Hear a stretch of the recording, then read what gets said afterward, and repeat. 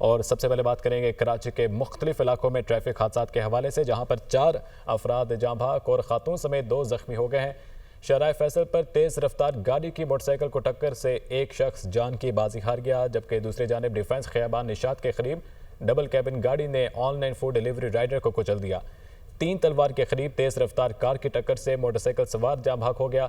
कराची के मुख्तलिफ इलाकों में ट्रैफिक हादसात में 4 अफराद जाँ बहक हुए हैं। तफसीलात लेंगे, हमारे साथ मौजूद हैं अजहर जैदी। अजहर, अपडेट कीजिएगा। जी बिल्कुल, शारे फैसल कारसाज के करीब जो है तेज रफ्तार नामालूम गाड़ी ने मोटरसाइकिल को टक्कर मारी, जिसके नतीजे में मां और बेटा जाँ बहक जबकि मां जख्मी हो गई।